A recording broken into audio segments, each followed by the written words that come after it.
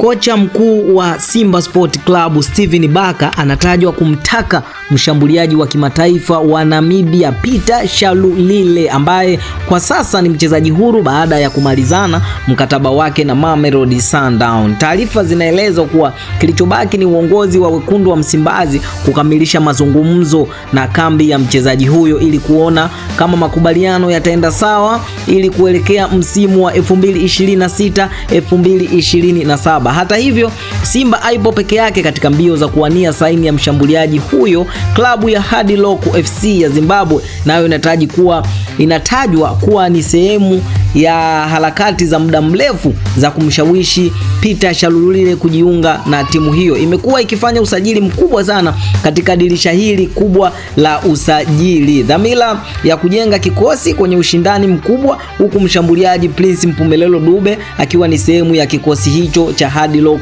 United. Tumeona Prince Mpumelelo Dube amerudi kwa Zimbabwe na kujiunga na klabu ya Hard Rock. Kutokana na hali hiyo, ushindani wa uwanjani, saini ya Peter Shalulile inaonekana kuwa kati ya Simba FC na Hard Rock. Mashabiki wa wekundu wa Msimbazi kwa sasa wanasubiri kuona uongozi wa klabu hiyo utafanikiwa kukamilisha dili hilo na kumleta mshambuliaji huyo ambaye ni hatari na ana uzoefu mkubwa wa kufunga mabao katika kuanza kwa msimu mpya. Tunafahamu uwezo wa Peter Shalulile ambaye anaweza akafunga magoli, lakini pia ana uzoefu wa mashindano ya CAF Champions League ambayo ndio target kubwa kwa wekundu wa Msimbazi. Sasa kocha wa wekundu wa Msimbazi Steven Baka anamtaka Peter Shalulile. Mbio za kuwania saini ya Peter Shalulile imekuwa ni kubwa sana kwa Hard Rock FC, lakini pia kwa wekundu wa Msimbazi. Je, nani atafanikiwa kati ya Simba FC na Hard Rock FC? Endapo Simba watafanikiwa, basi watakuwa wamelamba dume na usajili wa wekundu wa Msimbazi hujaishia hapa.